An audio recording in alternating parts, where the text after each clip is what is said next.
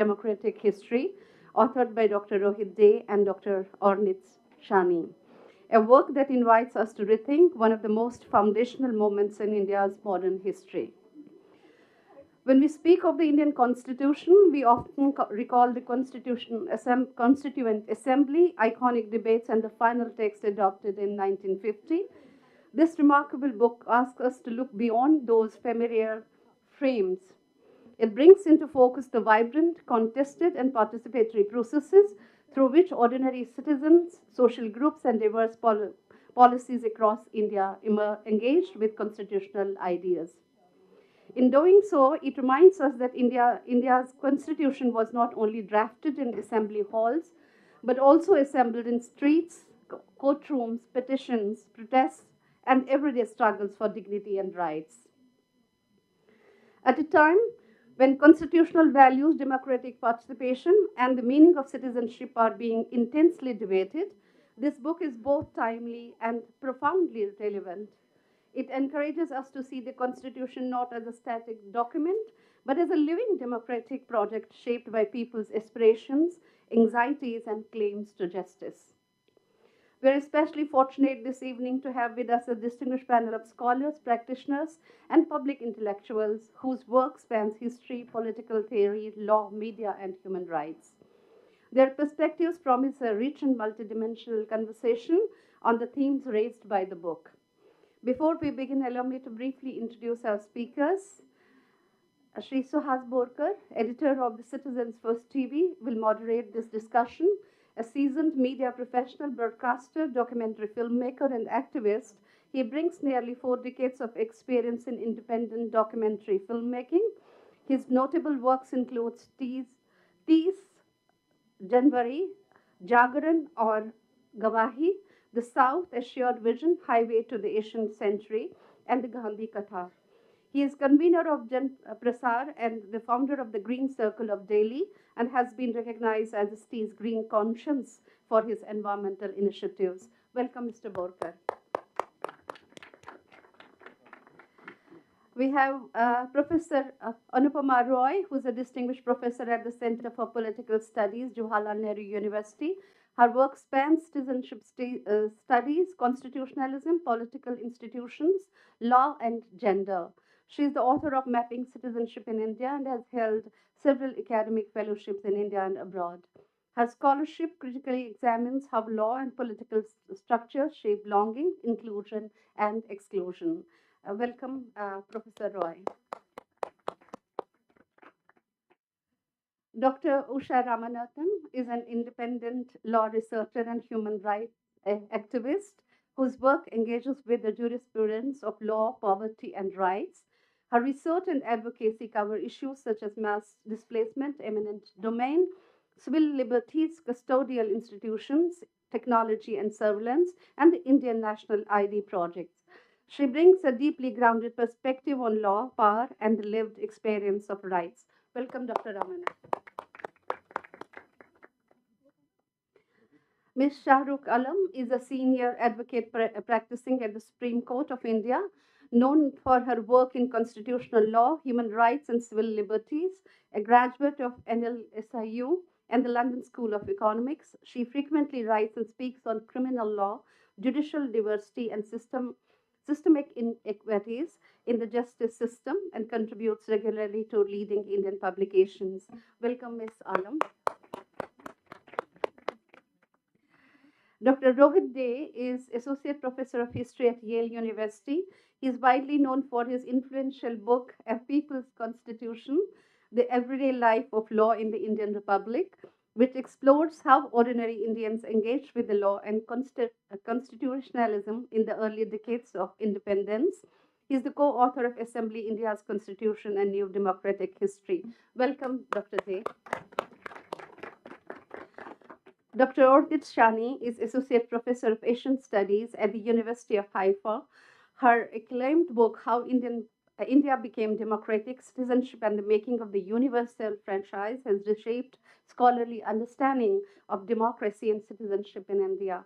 She is the co-author of Assembly India's Constitution and New Democratic History, bringing deep insight into popular participation and democratic practices. Welcome, Dr. Shani. Once again, on behalf of the India International Center, I extend a warm welcome to our authors, speakers, the moderator, and to all of you present this evening. We look forward to a thoughtful and stimulating discussion that deepens our understanding of India's constitutional journey and its enduring democratic promise. With this, may I invite the moderator, Mr. Suhas Borkar, to take the session forward. Over to you. Thank you, Dr. Munshi. Can we just have some more chairs, please? If you don't mind. Yeah. Pooja, some chairs, please. Thank you, Dr. Munshi. Good evening to all of you. In spite of the AQI going haywire, you have joined us today. Thank you all. Greetings to the co-panelists, Rohit, Ornit, Usha, Anupama, and Shahrukh, and welcome to the fellow members of IIC, ladies and gentlemen. Both Rohit's and Ornit's earlier books centered on public engagement with Constitution of India. Rohit's The People's Constitution, the Everyday Life of Law and the Indian Republic, and Ornit's How India Became Democratic Citizenship and the Making of the Universal Franchise. Both I've come into this book, the fascinating democratic history of assembling India's constitution, which I think is a logical progression of the earlier two books. I just want to quote a paragraph from page 10.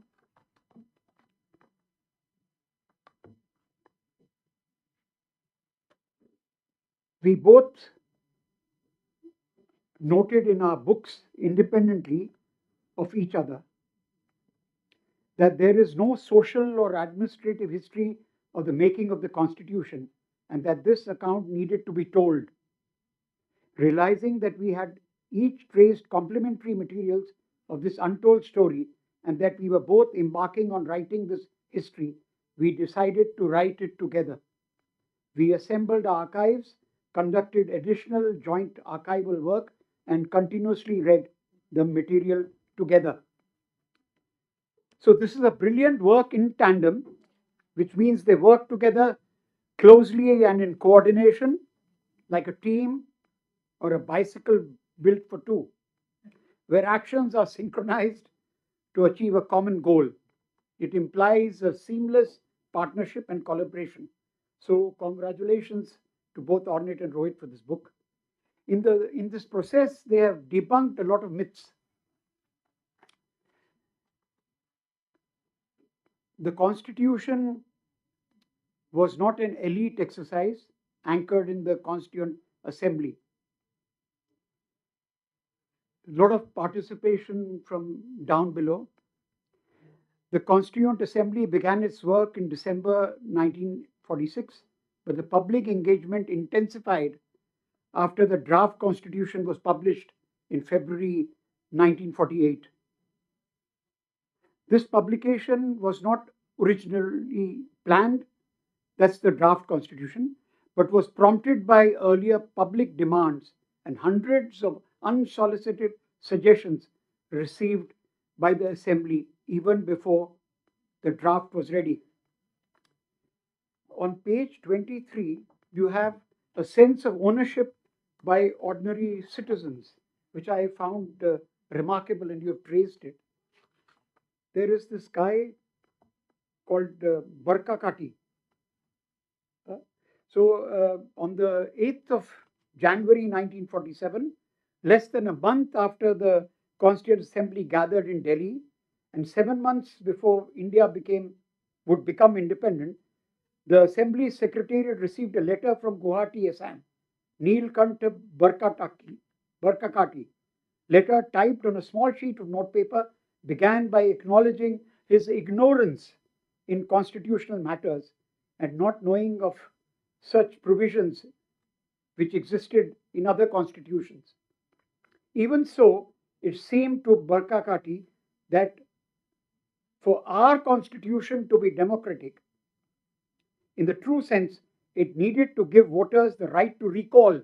Now just imagine the right to recall Barkakati is asking for. Recall the elected members by providing for a vote of no confidence against an individual legislator or at any point after their re-election.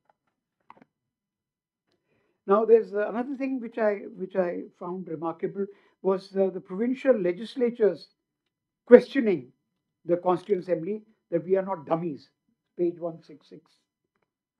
And then the tribals demanding access to the Constituent Assembly. Now, this is page 276.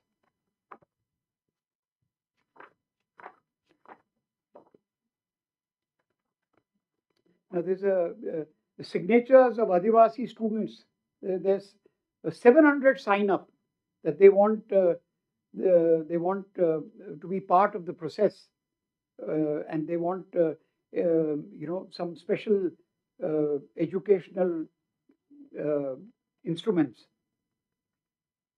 Now I come to the last point, which I just wanted to make at this point: the infamous organizer editorial criticizing the Indian Constitution. Now, this is widely referenced, but it reflects the RSS, the viewpoint. They were critical of the Constitution. This editorial laments that the new Constitution lacked any Bharatiya essence. I don't know what that means anyway. And instead praised the ancient Manusmriti as a superior and indigenous code that deserved recognition. The worst thing about the new Constitution of Bharat is that there is nothing Bharatiya about it. There is no trace of ancient Bharatiya constitutional laws, institutions, nomenclature, and phraseology. There is no mention of the unique constitutional development in ancient Bharat. Manu's laws were written long before. To this day, his laws are enunciated in the Manusmriti, and they excite admiration. So it goes on. I mean, that's the part we must understand. I mean, there's an element of the right wing which was not part of the whole effort to give a constitution to ourselves. And then I'll talk of Ambedkar's defense of all this a little later. Now I would request Ornit to take the floor. Go ahead. Thank you very, very much. Please? Okay. So, thank you everyone for coming. Thank you for IIC for hosting and organizing the event, especially to you, Mr. Suhas Borkar, and Usha. Thank you for the very warm welcoming. Warm thanks to our discussants, Anupama Roy, Usha Ramanathan, and Shahrukh Khan. Thank you as well to. I'm sorry. I am excited. I'm seeing a lot of people and I'm excited. Please forgive me. Sorry. We also want to thank Penguin Random House, our publisher, and especially Mansi Subramaniam, the editor-in-chief. I don't know if she's here. And finally, we thank greatly Juhi Mandirata for her extraordinary and diligent research assistance in helping us assembling our archives, for her resourcefulness in which really yielded the significant result and help us work under adverse conditions. So thank you very much, Juhi. Mr. Borkar, I swear that he didn't see what we prepared to present on our book, but he actually kind of gave some of what we wanted. So I'll be able to make my things a little bit shorter. Thank you so much for the way of introducing and pulling strings from the book. It was not inevitable that India would succeed to write a democratic constitution. The Constituent Assembly assembles 6 months before the declaration of partition. Violence, Hindu-Muslim violence, is already on the rise across India, even outside Assembly Hall. With the imminent partition, the people, the territory is in great flux and remain in flux throughout the whole process of the constitution making. Moreover, 45% of the territory, across 45% of the territory, were spread more than 560 princely states that had 93 million people, were not part of British India. The Assembly had no authority over them. And of course, the conditions of rife poverty, profound divisions, and high levels of illiteracy made the task of framing a constitution for India all the more complex. And with that in mind, I wanted to say we want to take you for a second to Guwahati, Assam, to start the story of our constitution making, where I will present the overarching arguments of the book, and Rohit then will give an overview of the book. So you already heard about Mr. Kanta Barkakati, who writes to the Assembly on the day in January to ask for this, to have the right to recall elected representative. What was striking, but there were it was a remarkable request, as you said yourself, but it was remarkable mainly for three reasons. First, such a proposal for the right to recall an elected representative was not something that was common in constitutional law at the time. Over half a century of worth constitutional proposals for India, it appeared only once in the Manifesto of the Hindustan Republic Association, an organization that has since ceased to exist. And secondly, Mr. Bakakati's letter was one of thousands the Constituent Assembly received at the time, even before it convened. So the Assembly convenes on 9 December 1946, but already few months before, the public across India develops a fever of constitutional expectations. They're writing and sending to the Assembly demands, petitions, ideas for constitution. And in the case of Mr. Bakakati, there was not even an address to acknowledge a receipt of that. Nonetheless, the Secretariat of the Assembly files it in a demand that would be shown later on to the Committee on Fundamental Rights, and even put another copy for the research officer. But perhaps the most remarkable thing about Mr. Bakakati, who wants the right to recall an elected representative, was that he had written at the time when the Constituent Assembly had no intention or plan to offer the public an avenue through which they could express their views.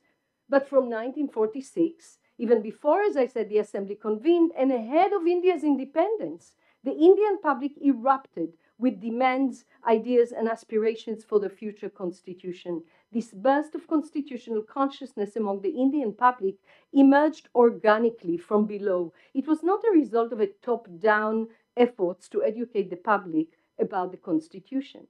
And Rohit and my joint archival discovery of hundreds of documents evidencing against the commonly held wisdom that Indian publics across the subcontinent, including people from the margins of the society and remote territories of the country, engaged intensely with the making of the Constitution, drove the making of this book.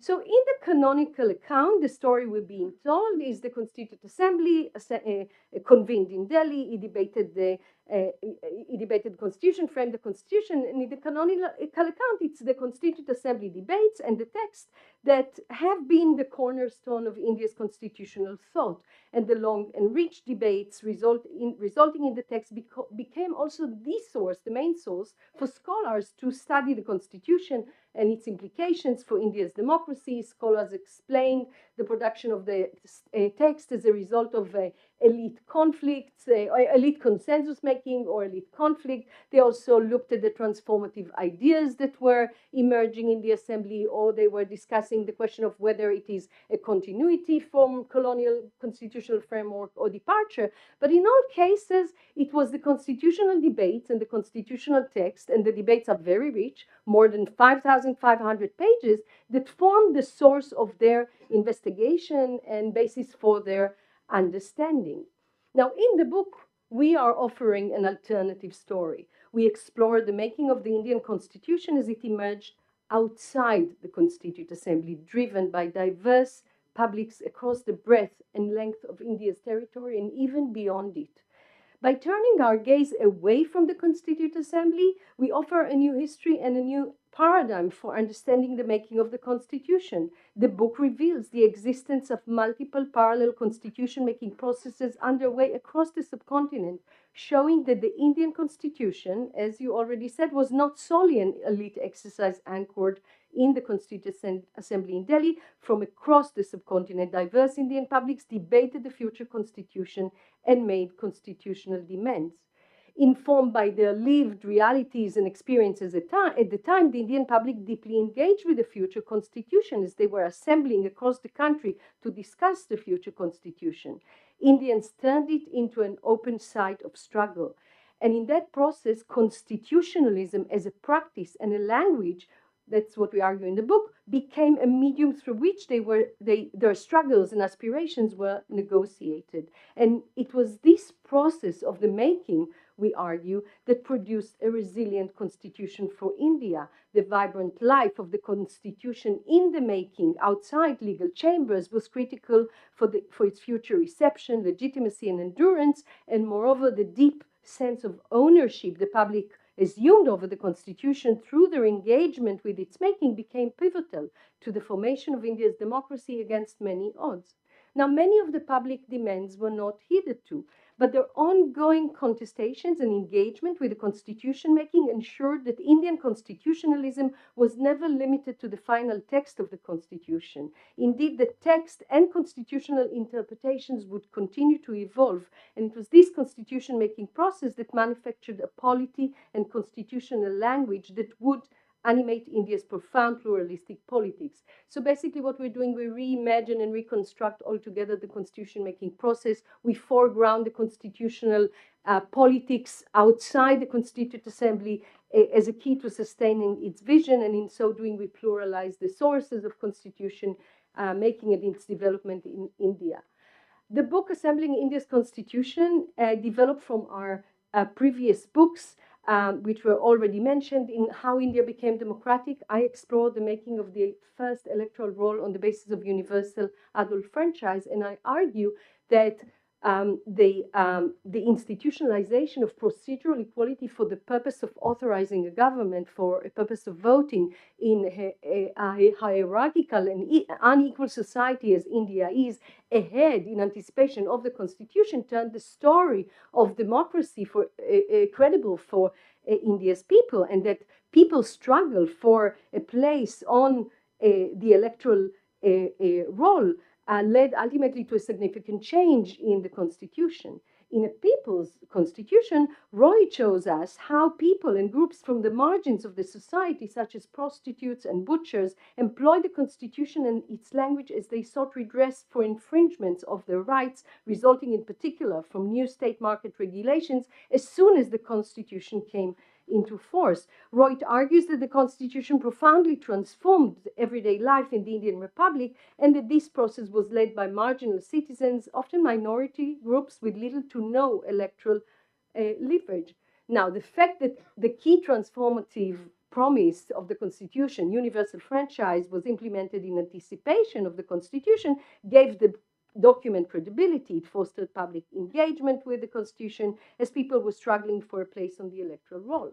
The fact that people from the margins of society turned to the constitution to redress their grievances as soon as it came into force demonstrates that they already were very well versed in the new constitutional language and had strong sense of ownership.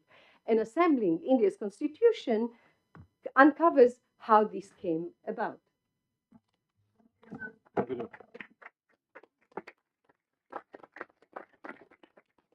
So I'm going to give a whistle-stop tour of the 6 chapters, but I can't help but say thank you for everyone who's come here. It's very exciting to see friends, teachers, and students, but in particular, many of you who, through your own work, writing, and activism, embody what it means to struggle and fight for constitutional values in this country. So thank you. Our book is written across 6 chapters, each of which looks at 6 different arenas of constitutional engagement and constitution making. The first chapter begins from Guwahati, Assam, with Mr. Barkakati, where we look at demands and proposals made by individuals, but mainly organizations and groups. And these groups range from groups that one would think of as groups that are otherwise very remote from power, ranging from agricultural laborers, Adivasi women's associations, people with disabilities, who, while making the petition, themselves assemble in public places more than once, debate and pass resolutions, convey them to the assembly, and sometimes send delegates to physically appear before the assembly. We show that the public understands that the Constitution is going to change their lives. They see the making as an opportunity to struggle and effect certain changes. The demands that they articulate present possibilities well beyond past and existing common constitutional ideas, for example, addressing questions of disability, sexual violence, and the right to food.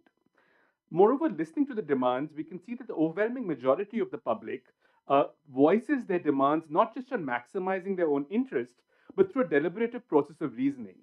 Many of these are claims that are grounded in universal principles that would apply to all groups. And in this process, they disseminate the language and vocabulary of liberal constitutionalism, though they do so for both regressive and what we would call progressive aims. We argue that these demands form a reservoir of public constitutional thinking, a body of constitutional theory that emerges not from courtrooms, but from India's streets, villages, and forests. The second chapter starts from Bombay, where we show that the Indian public was not simply petitioning its future rulers for favors, but acting as unsolicited citizens, almost as sovereign subjects, in pursuit of their visions and aspirations.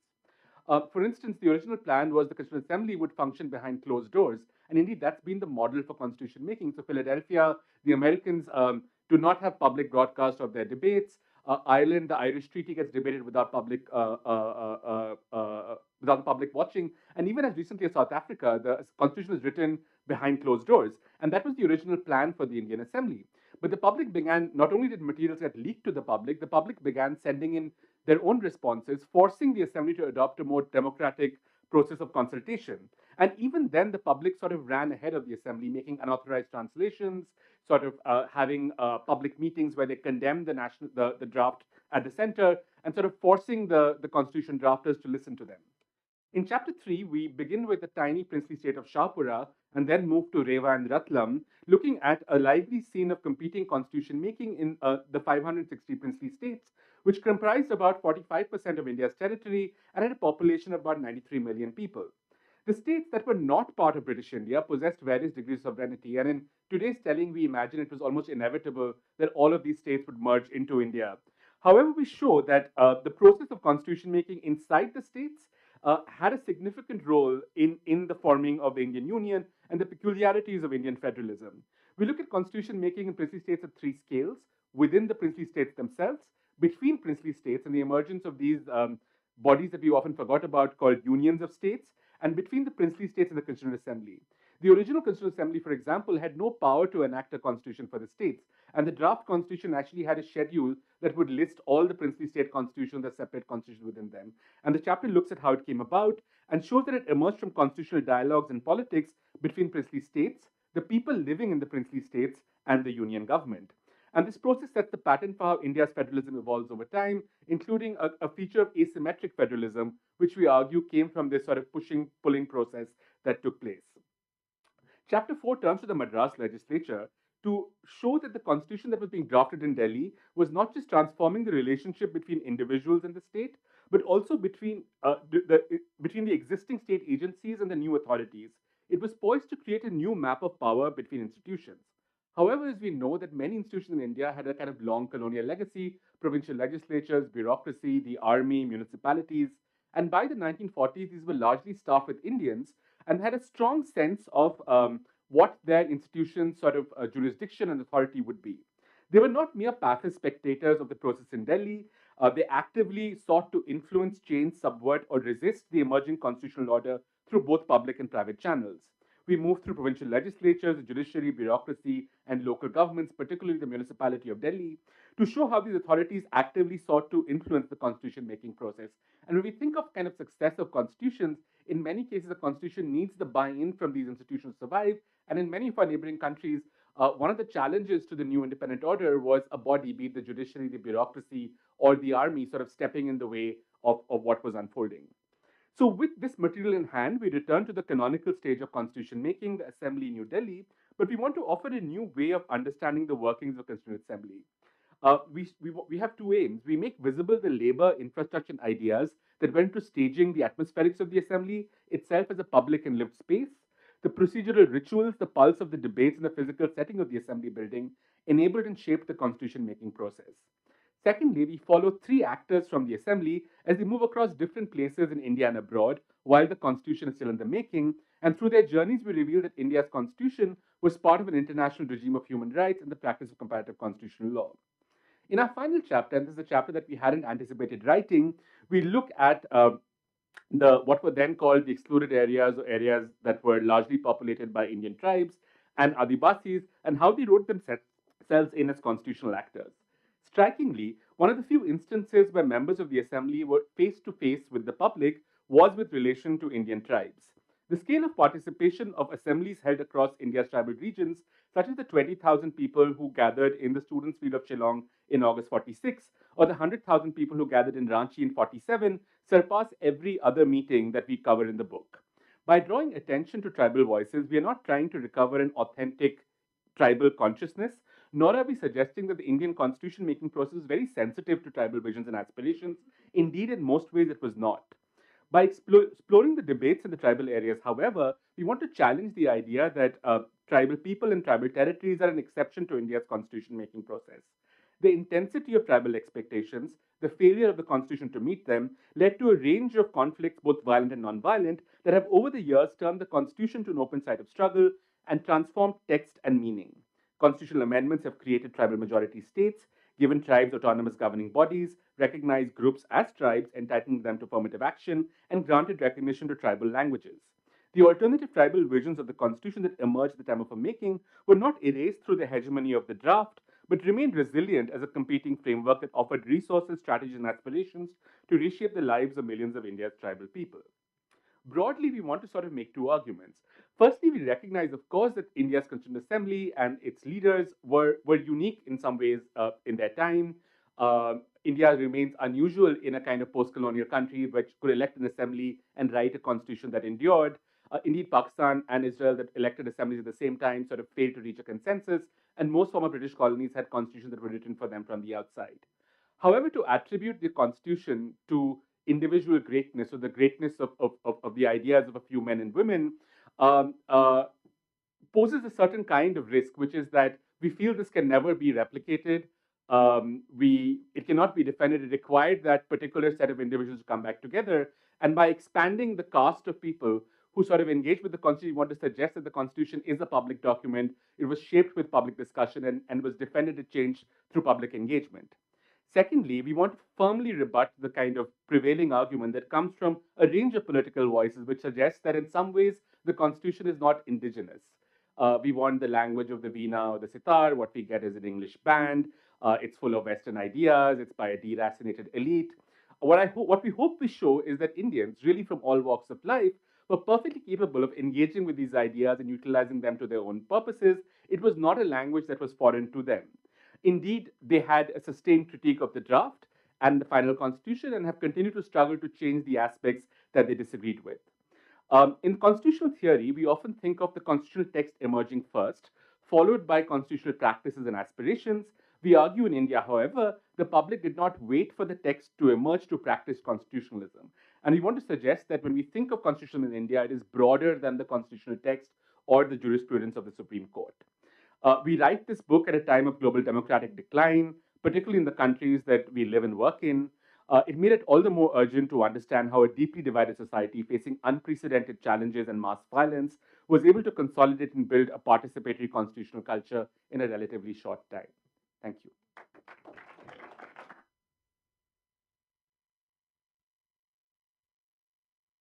Thank you both, Ornit and Rohit, for that overview. And now we go to the other panelists. Before we do that, I just wanted to go to Ambedkar's speech on November 4th, 1948, while introducing the draft constitution.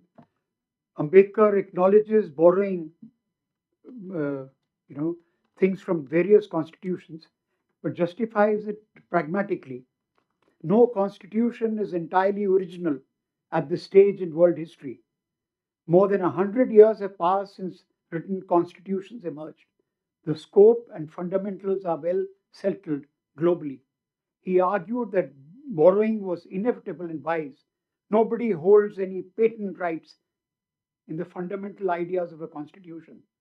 Essentials like federalism, rights, and governance structures must resemble proven models. He emphasized adaptations for India's unique needs, enforceable fundamental rights, directive principles of state policy, which was quite a novel blend. The rebuttal persuaded many members, highlighting the drafting committee's selective, thoughtful integration rather than blind imitation. Now I call upon Usha to take the floor, please.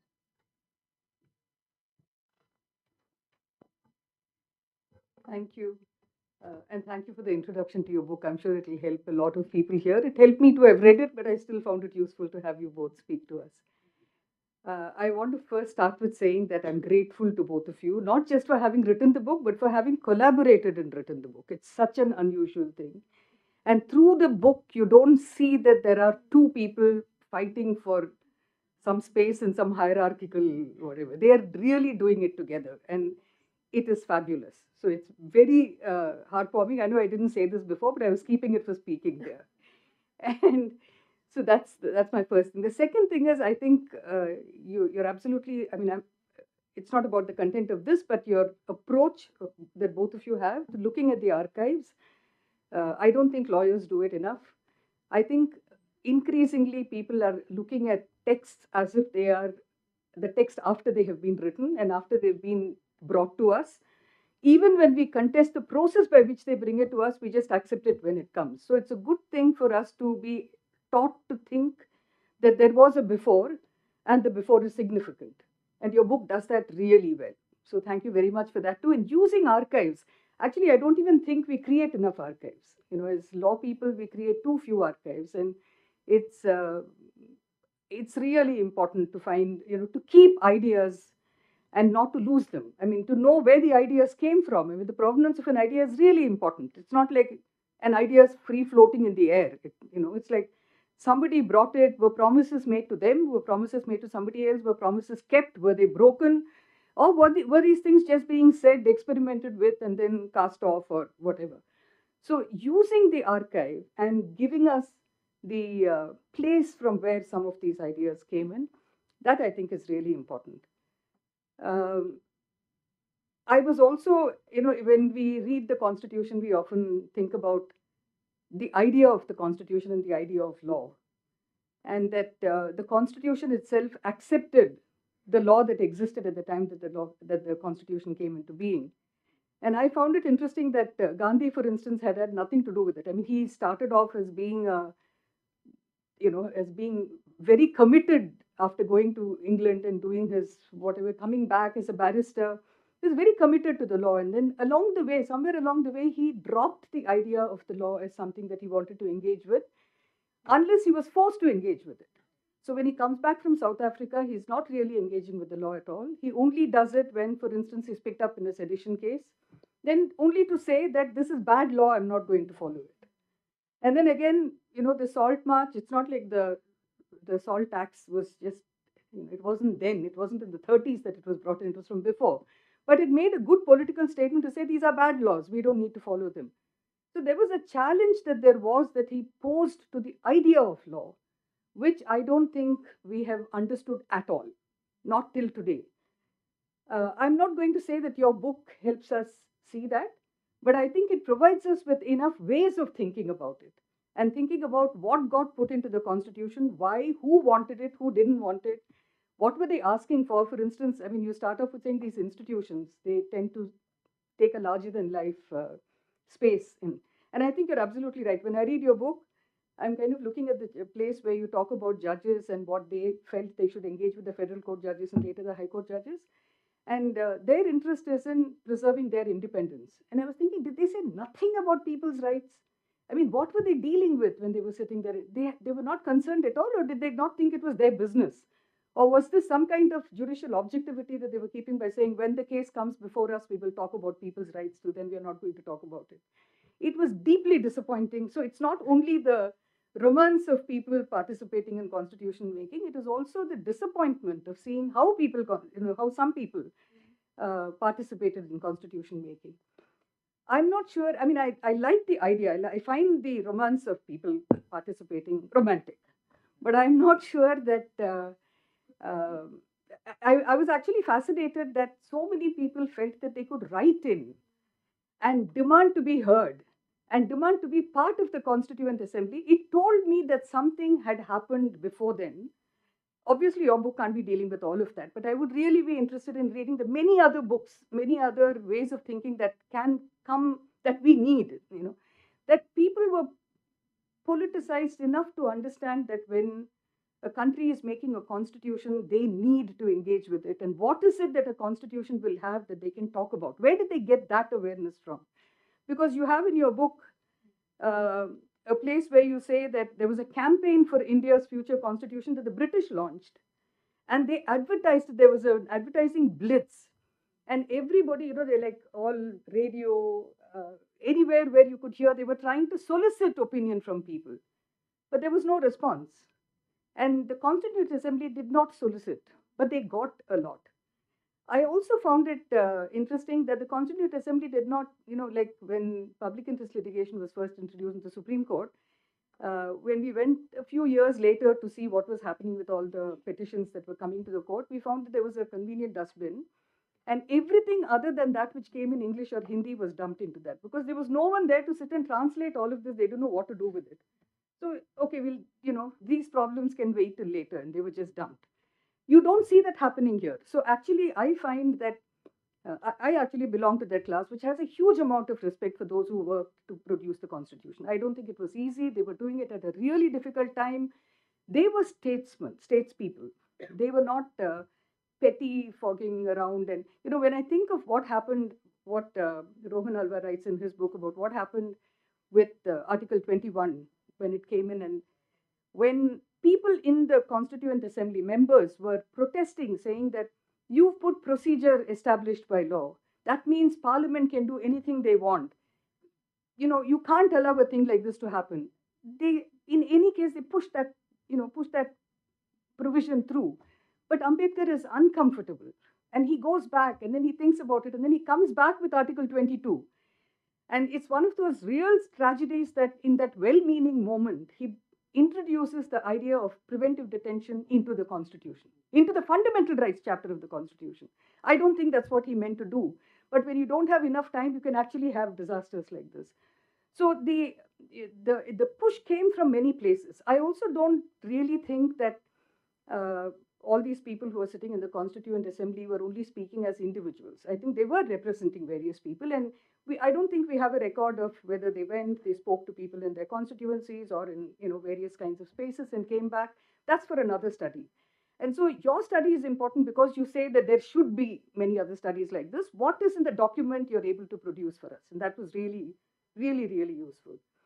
The tribal, I didn't realize that you hadn't intended the tribal question would come in here because it's actually one of the most fascinating parts of the Constitution for this reason, among many others, that it's one of those things which makes us understand why the Constitution doesn't treat either people or territory or anything at all as flat.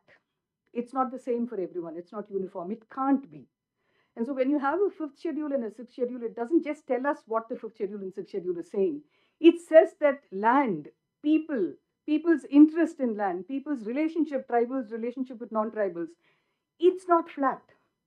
So when, the idea of development tries to flatten it, then we know that there are many questions to be asked. And actually, that's why your chapter, and particularly now with Ladakh having, the kind of problems it has, with Nicobar going through what they are calling development and the destruction of communities and coral reefs and, places for leatherbacks, we are in a place where we need to understand how it happened when it happened, and also to be, what it helps when you see that all this engagement happened and your book kind of gives you the evidence that all this happened, is to say that any change like this, I mean, today you have, for instance, a nuclear law that gets changed. I don't know how nuclear power can be called Shanti, but whatever.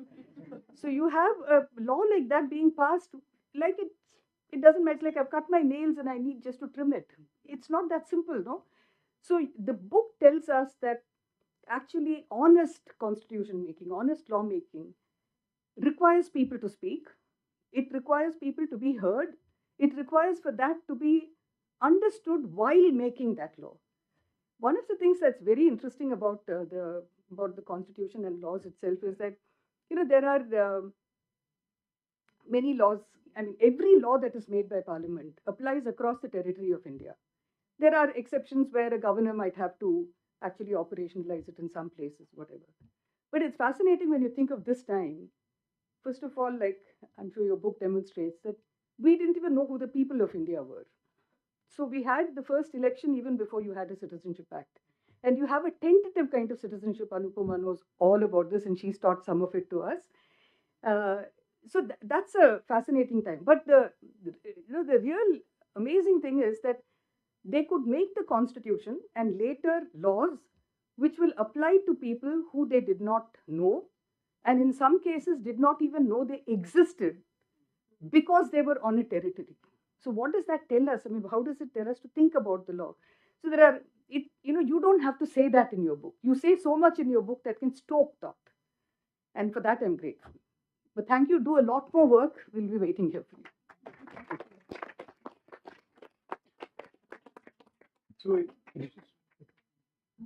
So it's the beginning of the alternative history of making the Constitution. Yes, it's a kind of alternative view, no? Of An additional. that's what I mean. You get out of the Constituent Assembly and see what's happening all over. Yeah. Anyway, so before I call Anupma to take the floor, I just going back to Ambedkar's speech, November 4th, 1948. He ridiculed the romanticized view of ancient Indian polity and said that the village panchayats and the little republics, he mocked at them, and he highlighted the decay and isolation of villages under historical realities, arguing they fostered ignorance and emphasized respect for the Constitution. Yeah, sorry, ignorance and stagnation, not ideal governance models. Though he did not name Manusmriti explicitly here, he had publicly burned it in 1927 as a symbol of caste oppression.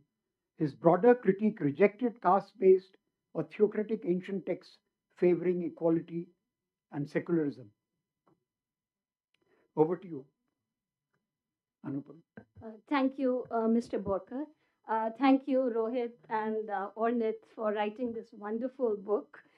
Some of the things that I'm going to say would be a repetition of what has already been said, but hopefully in a different way. So I'll go ahead and say it in any case. And I have a text prepared because the slot that I'm given is 10 minutes. So I would want to stick to the time. There are two salient organizing ideas and anchors, which are indicated in the title itself, around which the argument of the book may be seen as having accumulated. First is the idea of assembling, which communicates the modality through which the Constitution was made. And second is the idea of crafting a new democratic history, which presents a claim validated by firm and painstakingly collected evidence over several years from a range of archival sources of constitution making in India. The claim is based not only on previously lost/unknown, ignored, untapped sources, but also on what they establish. That is, the Indian Constitution was not a product of, as already both the authors have said, a product of elite consensus and decision making confined to the Constituent Assembly. Relying on a range of historical material, Day and Shani argue that the Constitution was a product of ceaseless dialogues happening simultaneously across various publics and sites, making it both a participatory and competitive exercise. Such processes made the Constitution familiar and popular, creating a surge in democratic aspirations and a politics of hope through ownership in the Constitution, thereby decolonizing it. Sharing my own experience of having taught a course on political institutions to MA first semester students in JNU, which has a subunit on constitutionalism in post-colonial societies and Constituent Assembly debates. Since 2003, with the publication of Day and Shani's article Assembling India's Constitution Towards a New History in the journal Past and Present, the discussions on constitutionalism in India in the class acquired a new surface, if one could say so, presenting an emphatic and persuasive account of participatory constitution making in India. The article also built an eager anticipation for the book. Students were hitherto reading, among other works, Austen's 1964 book, The Indian Constitution, Cornerstone of a Nation, which has assumed the status of an authoritative account of constitution making process in India. The book, in Austen's own words, is a political history of the framing of the Constitution, of how past and present, aims and events, ideals and personalities moved the members of the Constituent Assembly to write the Constitution as they did. Austen hoped, as he mentions in the introduction of that edition, that the book would provide the general reader with some insights into the political basis and motivations of Indian life, and at the same time provide a close student of Indian affairs with the first account, which is what both of you also say several times in your book, based on manuscript sources of the working of the Constituent Assembly. Ironically, I discovered in class that it was possible for students to read Austen in tandem with Day and Shani, rather than as works opposed to each other. The two were strangely compatible in the intensity of their exploration and meticulous in their use of archives, digging deep to give a worm's eye view into the largely opaque history of the 1940s, rich in granular details and strong in interlacing narratives, simultaneously allowing the reader to step out of immersive history to get a grasp of the larger arguments.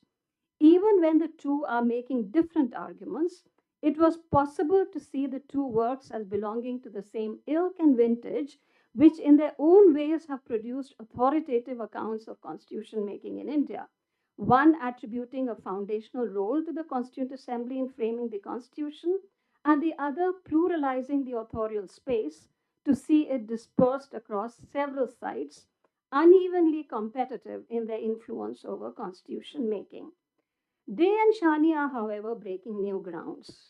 Consciously, I believe, and in alignment with their earlier works, addressing significant contemporary debates on constitutionalism in India, addressing not just the prevalent dominant scholarship which tends to look at constitution making in India as part of larger histories of elite constitution making shrouded in secrecy, or as in the case of post-Second World War wave of constitutionalization, bearing the birthmarks, as Bakshi would say, of past regimes, but also contemporary ascriptions of the constitution as colonial and alien to Indian culture, sensibilities, and traditions. The book presents a strong case for looking at constitution making in India, not only as participatory, but also identifies the specific forms that participation takes, which made the constitution democratic. Public participation was not part of the original design, nor was it intended to provide a democratic cover and legitimacy to the constitution. The people participated, as the authors say, uninvited. But they unleashed what Bruce Ackerman might call a heightened consciousness around both the procedure and content of the Constitution, and what Linda Colley might term constitutional creativity, which accumulates around written constitutions. While the idea of constitutional consciousness is spread across chapters, it takes different forms and has diverse ramifications depending on the site of assemblage. Competitive constitution making in the princely states, which the authors discuss in chapter 3, for example, preceded and often outpaced the constitution making process in the Constituent Assembly. Through distinct modalities and rationalities of institutionalizing constitutional orders, they lay down aspirations and instruments for Indian federalism. Chapter 2, titled Making the Constitution a Public Affair, among other chapters, shows how the Indian publics, I quote now, loud, frequent, and voluminous constitutional debates became a sizable part of the paperwork of constitution making. It also turned the constitution making process into a public affair. Through their proactive efforts to participate, the Indian public asserted ownership over the future constitution, unquote. Moreover, the draft constitution, when published in February 1948, again on public demand, became quite like it did in the anti CAA movement, a surprise bestseller, your words. This phenomena, Day and Shani argue, established the legitimacy of the Constituent Assembly from the vantage point of 1947, when the legitimacy of the Constituent Assembly as a constitution making body had not been established. Methodologically, the book is not just an exemplary exposition of constitutional ethnography, it also shows, in chapter 2 in particular, but also in other chapters, how bureaucratic practices of filing and noting built a channel of conversation between the people as petitioners, the Constituent Assembly Secretariat, the Advisory Committee, and the members of the Constituent Assembly individually and collectively. The constitutional archives, as a residuum of this activity, present a monumental account of popular aspirations, the many meanings the Constitution held out to the people, the bewitchment with the idea of the Constitution and betrayals in the text, constitutional aspirations and actually existing state practices, especially violation of civil liberties by provincial governments, dissonances and dissent within the institutional apparatus of the Constituent Assembly in the form of Maulana Hazrat Mohani, and between the Constituent Assembly and the Provincial Assembly, whose members too wanted to have a say in the process, refusing to be treated as dummies, and the judiciary alert to its own stakes in the Constitution as a source for its autonomy. All of this was a reminder of the fact that constitution making was taking place alongside the institutionalization of the state and state formative practices associated with it. This brings me to two questions which I would like to ask, pegging them largely to issues raised by the authors in the conclusion of the book, which is appropriately titled An Open Site of Struggle. The authors say in the conclusion, and I quote here, the public ensured that in India there was no idealized constitutional moment frozen in time.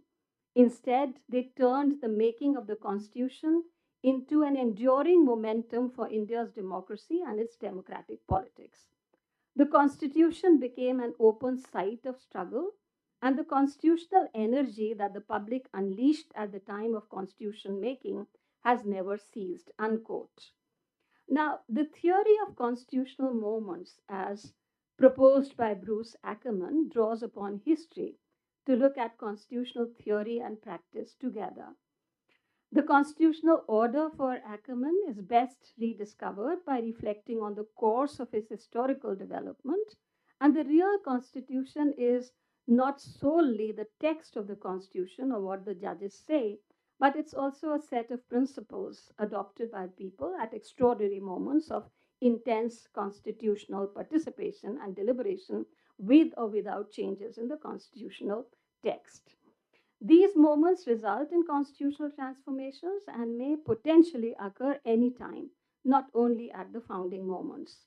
And I was wondering whether the tendency towards momentum is inherent in the writtenness of the Constitution itself. As Colley would argue, she describes written constitutions as contagious political genre, imperfect but stirring, which provides hope in uncertain and violent times, around which those who are watchful may rally and recall the people. A second question, and I owe this question to a PhD student who's sitting right across me, Shubham, and he said that no, I should ask this question. The second question concerns the nature of the relationship between the public and the Constitution, and the author's engagement with engaging with a lot of scholars in the book. But in this particular case, I thought they were engaging in particular with frameworks such as Madhav Khosla's, and Madhav Khosla, who sees the Constitution as assuming a pedagogical character that can bring into being certain kinds of citizens. Uh, and the process, Khosla would argue, of creating certain kinds of citizens must necessarily involve the use of authority. In the Indian case, he says that the shaping of intersubjectivity, the structuring of deliberation, and the framework of participation and creating this universe of knowledge and power presents a conception of agency that could legitimize such authority. And I was wondering, despite uh, coming from different vantage points and traversing disparate routes, both you and Shani and Ornit and Mother Khosla converged on a common argument that both the creation of a shared civic culture through political education in Khosla and the active participation of the people in the constitution making process legitimate, that's your argument, legitimate the authority of the constitution and in the process affirm its pedagogical role, especially in enabling the rule and authority dimensions of the constitution. I'll end here. Thank you. Thanks a lot, Anupam, for bringing academic rigor to the whole exercise. Now, I'll request Shahrukh to come in. Thank you. We'll go back to the popular now. Uh, but, but before I start, I want to say to Ornit that I only objected to being called Shah Rukh Alam to avoid later Shah Rukh Khan to, to avoid disappointment to your audience. I'm very used to the disappointment that it brings. But, but I'm overawed by this book. First, I was overawed by the size of this book. I was thinking how I'll manage to read it and process it in a work week, but I did because it's so easy to read. It's such a beautiful book, and how you've managed to bring coherence while writing together in a collaboration is quite amazing. I don't manage this kind of coherence writing on my own, but I'm basically going to repeat what Usha and Anupama have already said. But when I was reading, and you're writing about the moment of hope, we're now in a moment of reckoning. We're now in a moment of fear. And I was thinking that if you look at the laws that are being brought in, if you look at the engagement with the courts today, it's urgent, it's intense, it's quotidian, it's very, very similar. Pick up any law, I mean, Waqf, for instance, and walk into any Muslim household, and they'll be able to tell you about its provisions. They'll be able to have a debate with you about that law. Uh, Pick up the Places of Worship Act, pick up the Uniform Civil Code. Any Muslim woman today will be able to have a discussion with you about it. It's a very lived, experienced reality.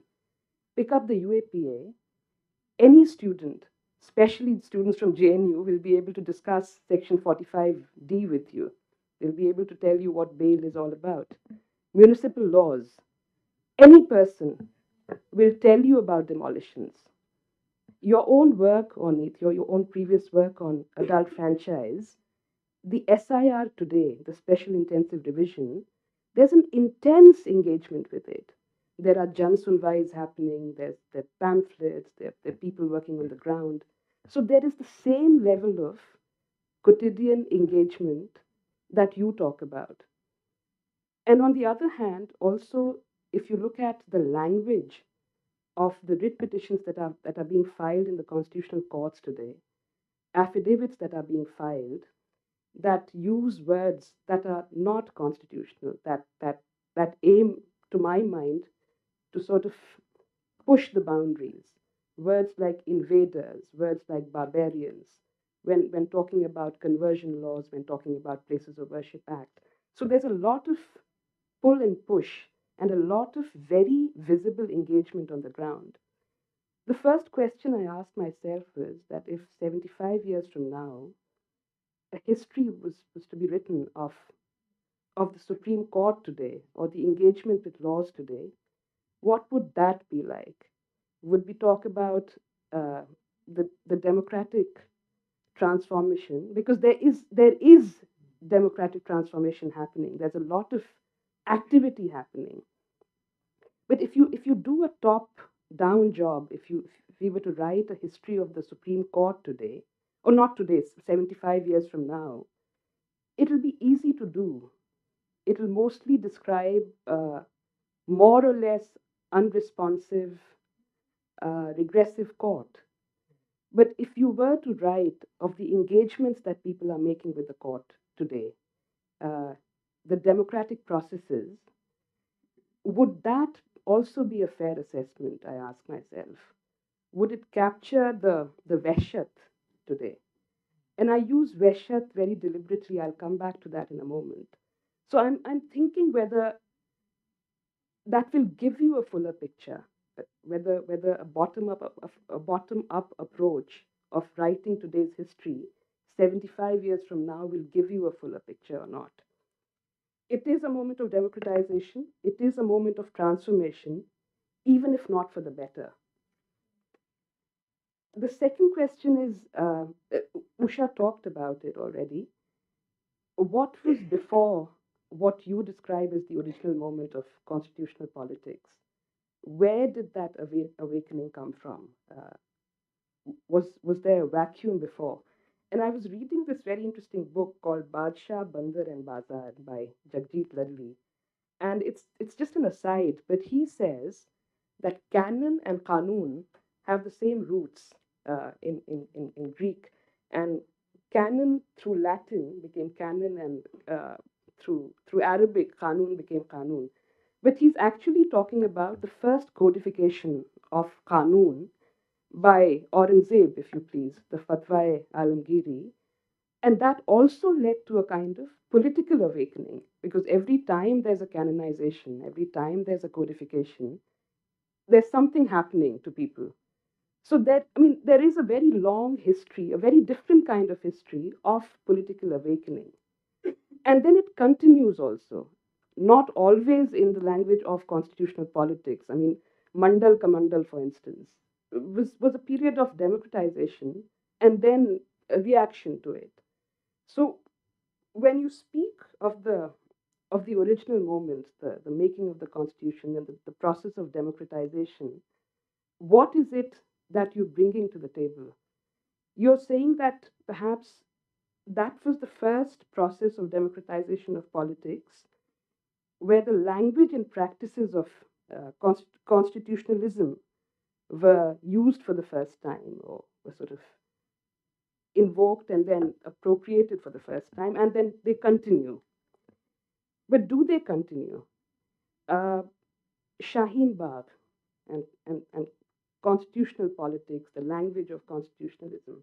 But as I was reading your book, I was also reading this beautiful book called The Gabriel of Madness by Anand Taneja.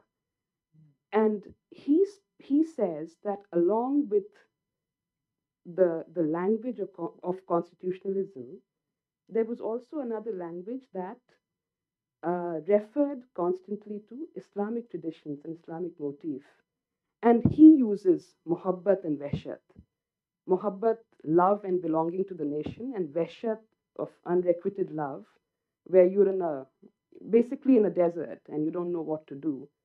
And he also says that people were referring now and reverting back to Maulana Hasrat Mohani's, not just his political thoughts, but his ethical thoughts. So there's a lot of that vocabulary also. There's a lot of cultural, religious references to bearing witness, to going through this period of Veshat, and then reaching the period of, or reaching the stage of Junoon, which will be irrational love. But the point I'm trying to make is that there are all these parallel practices of politics and language of politics. So constitutional politics is not the only one. There's other stuff happening at the same time. What do we make of that? Uh, what happened to them in that original moment of the text being created?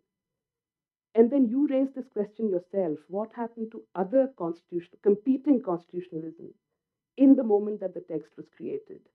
And then you answer that question and you say that they still resurface. But you draw a linear political progression. You say that these are remnants of the original moment. They keep resurfacing. But when you do that, you foreground the constitution, not the politics. So the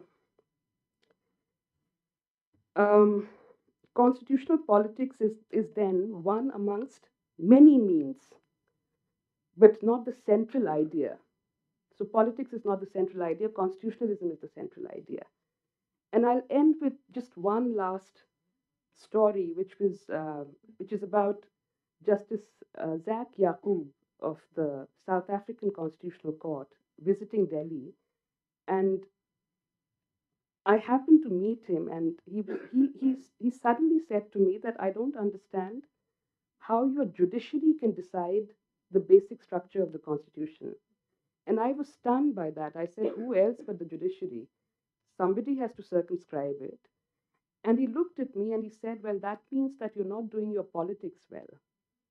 Because if you need the judiciary to circumscribe for you what the basic structure is, that means that all these years you've completely neglected your politics. Thank you.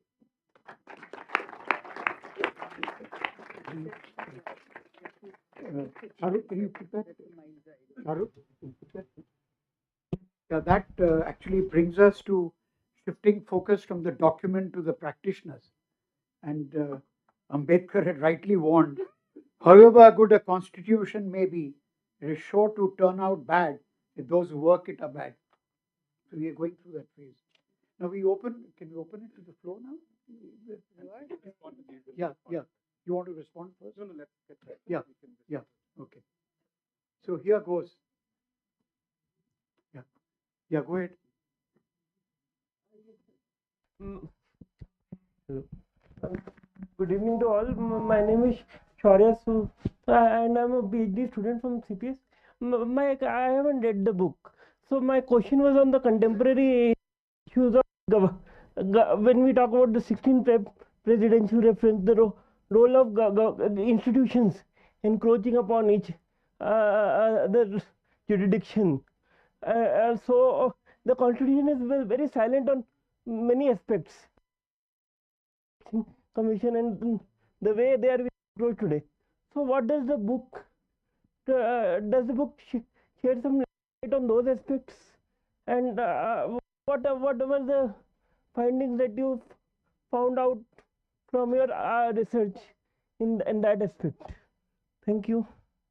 We pick up two more and then we put it to the panel. Yeah, go ahead.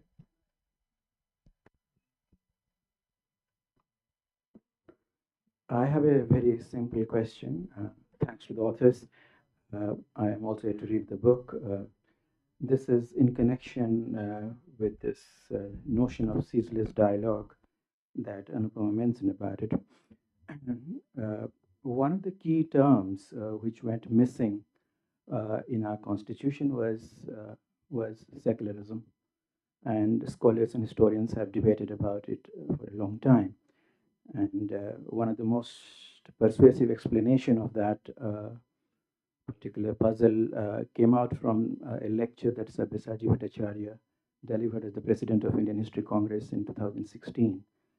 And when one looks at the exchanges that took place between K.T. Saha and the way that Nehru responded to it, Nehru, who was so consistent, so loud, so assertive, so blunt in arguing for secularism during the entire struggle,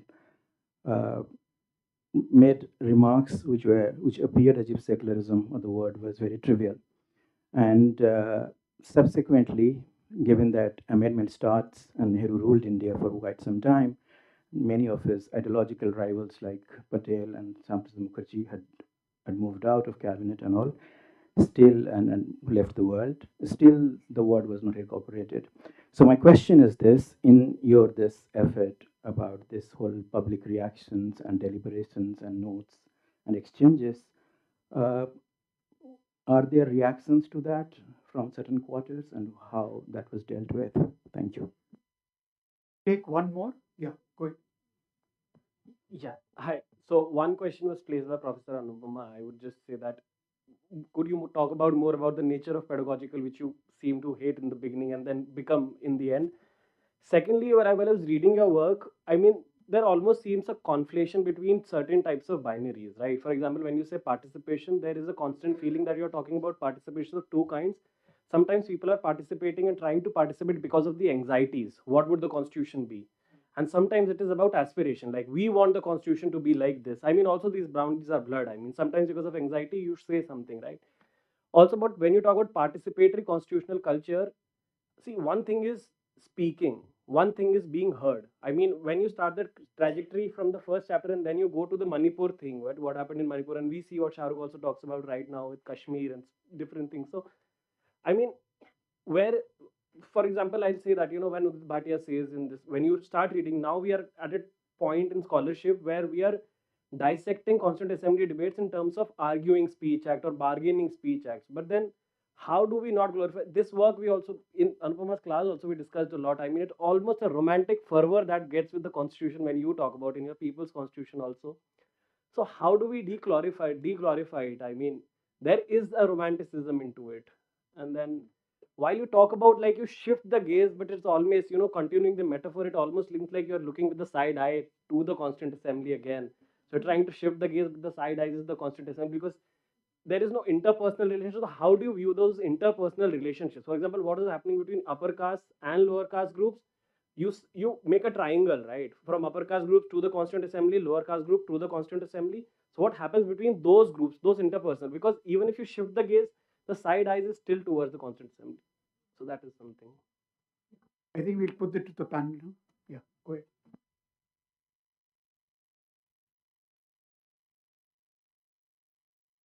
Thank you for these questions. I'll try to answer some of them together. So maybe to take up Shubham's question, uh, okay, the pedagogic question is interesting, right? So there's a constant metaphor of the Constitution as a textbook.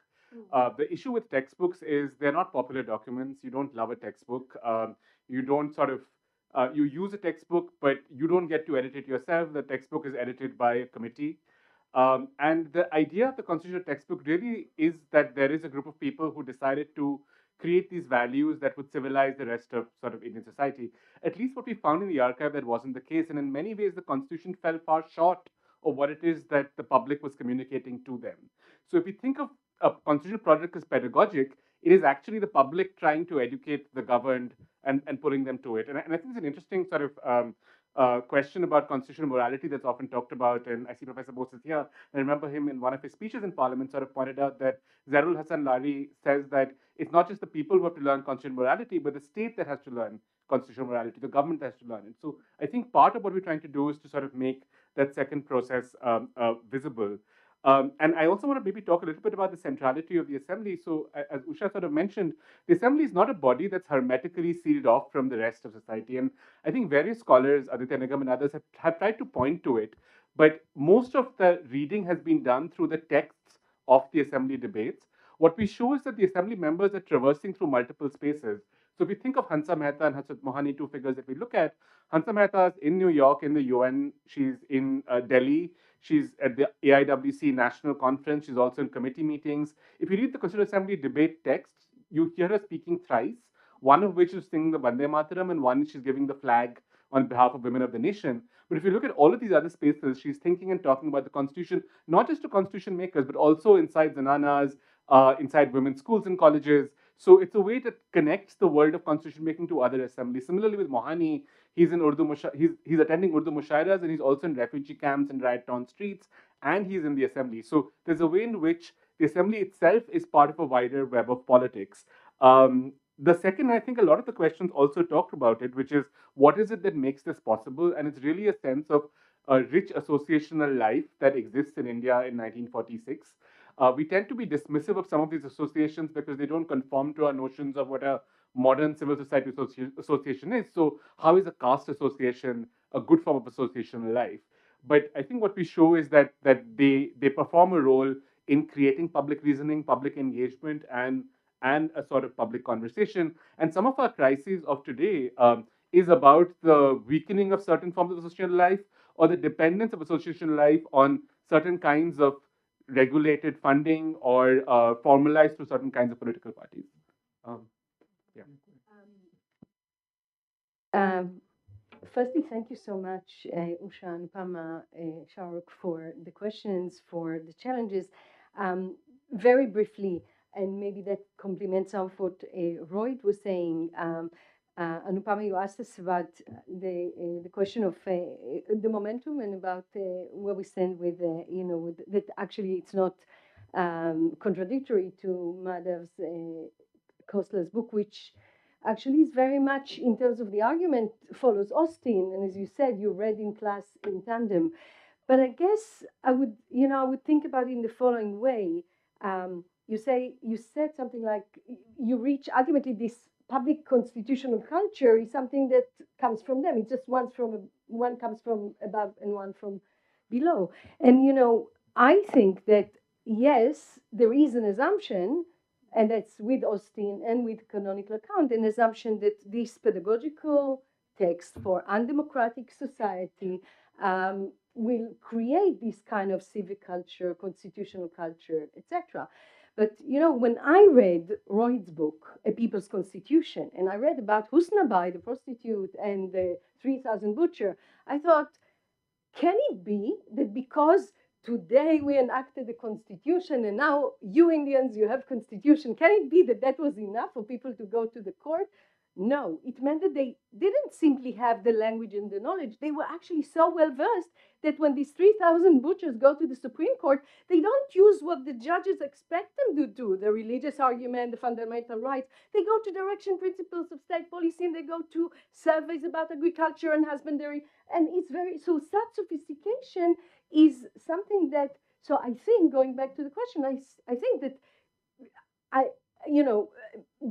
it must be that the underlying assumption in the approach of Austin or Kostler is that, again, it's this, the Constitution didn't bore trace in people's imagination. They didn't really understand constitutional details. So in that sense, I do think that the question of how this a constitutional participatory culture emerge, it had to emerge from what we're kind of uncovering. And there's a very important question of both of you of what comes. It doesn't come out of the blue. What is there before? And indeed, 2 years before, the British really invest, and it doesn't put the Ganges on fire. So of course there's and Rohit wrote a special issue on it, and there's a lot of writing on the history of petitioning in India. There's a very, very long history of petitioning to the ruler. What we see at that moment, and as you mentioned, like just 2 years before, the public was not interested, right? But at that moment, there is an opening, which I think also will answer some of the other things that were raised, that at that moment, people understand that that's an opportunity to transform their lives, because everything opens up. It's, as Anupama said, it's happening alongside the state in the making, but the state is not made. And there's no such thing as a state, not then and not today. There's no such thing as a coherent state. The state is composed of multiple authorities that are, not coherent at all in any way. But that is a moment of opening where people write. They don't just write to the assembly. They write to any person and organization that they think might have a say. So before there was the nationalist movement and all kind of constitutional proposals and petitioning. But at that moment, people come with first it's about the tone of their demand. They come in the imperative. They say, for our constitution to be that and that, for our. So there's something that is different in their style, in their tone, in their disposition, and the disposition that Rohit was mentioning. They come as sovereign subject, as not as like as sovereign citizens, sorry, not as subject that petitioning to the rulers. Shaul,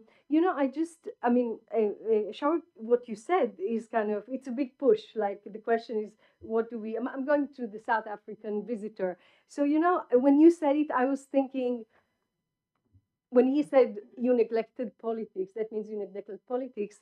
Is it politics or is it neglecting the constitutional promises? Because the politics that we see today in so many ways is result as well of, because it was very beautiful the way you described the democratic moment of the present in parallel of how people know very well what's happening, especially specific groups. But do they have the same opening and channels to push for what people pushed at the time? Question. And is it the constitution or is it what happened with democratic politics? Because, for example, upper caste who at the moment of constitution making lost the battle, they didn't want the abolition of touchability, they didn't want the transformation in caste. Some of them said it's a holocaust. If now I can't tell someone not to come to my hotel or restaurant, that would be a holocaust. At the time they lost the battle.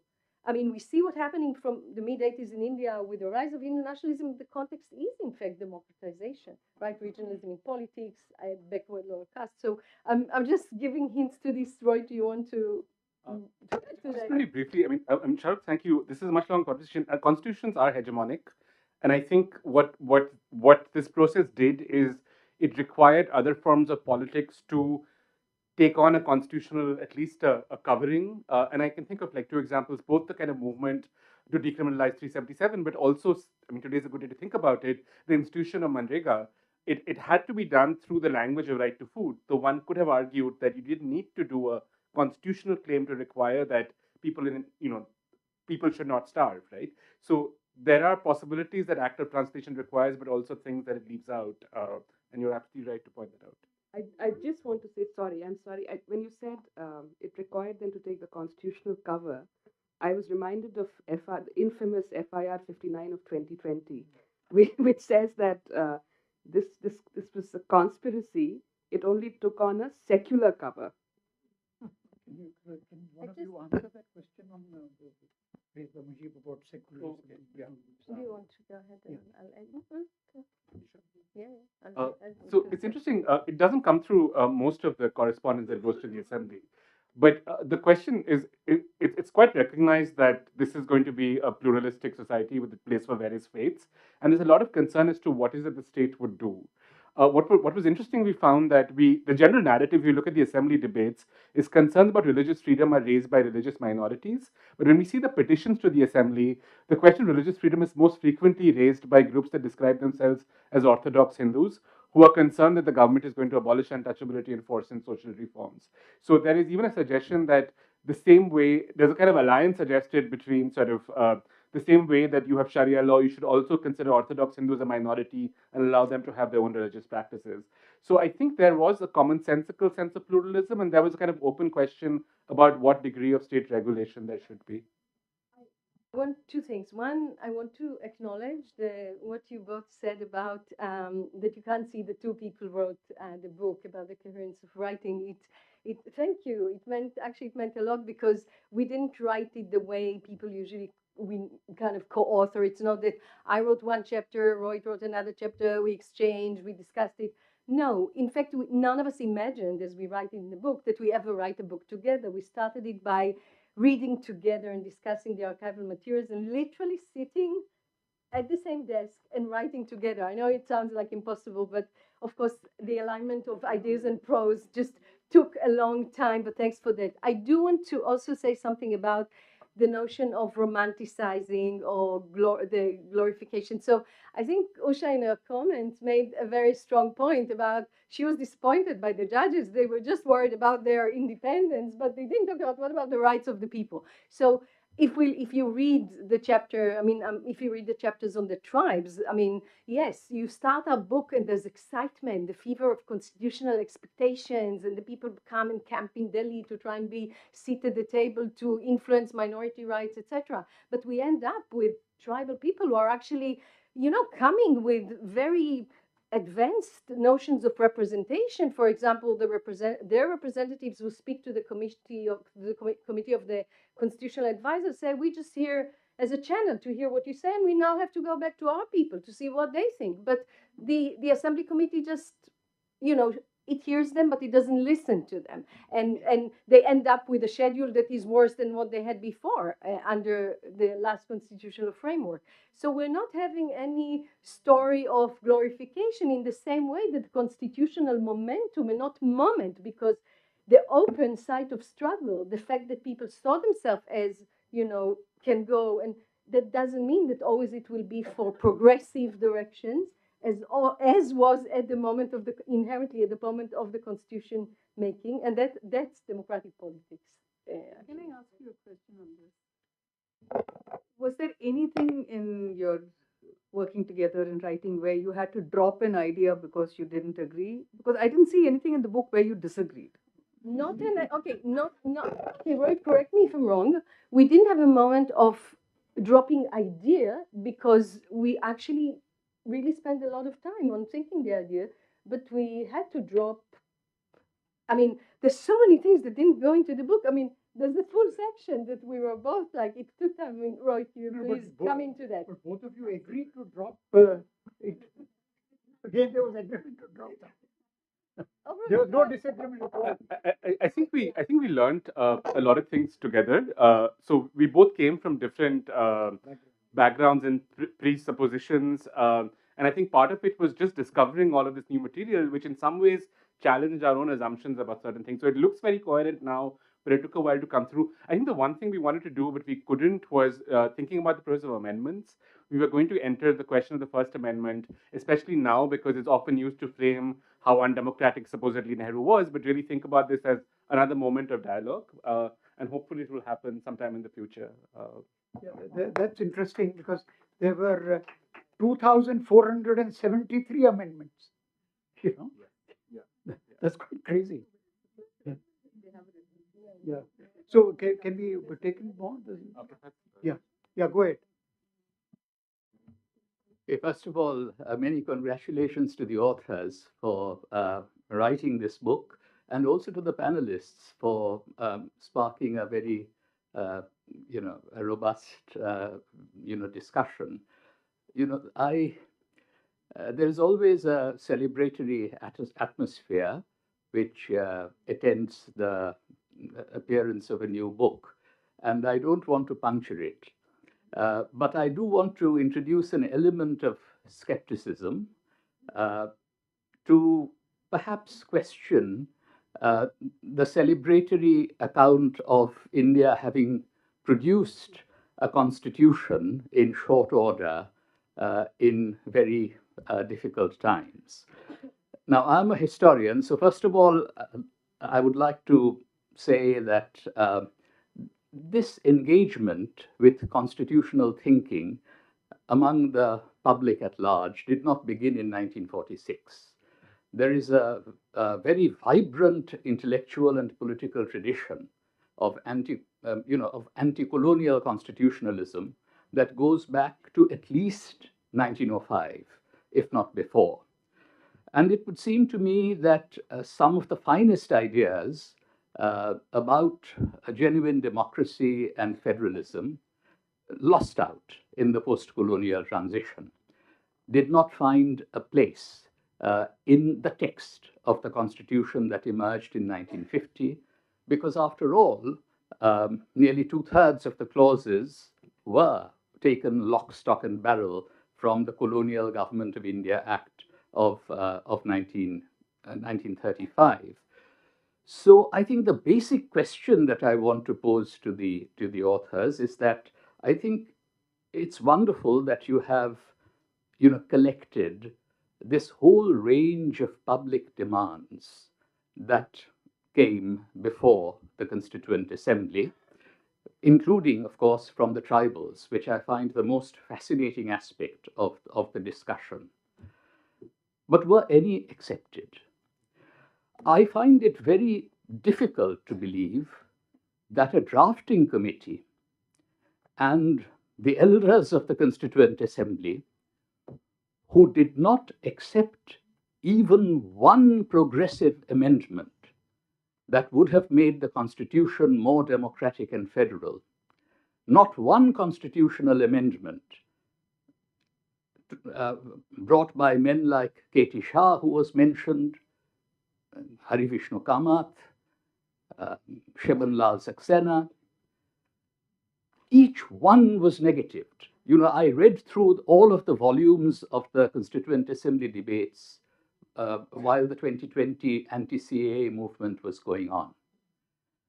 And a drafting committee which would not accept a single amendment, progressive amendment within the Assembly, I find it very difficult to believe that they would accept the demands that were coming from the public at large.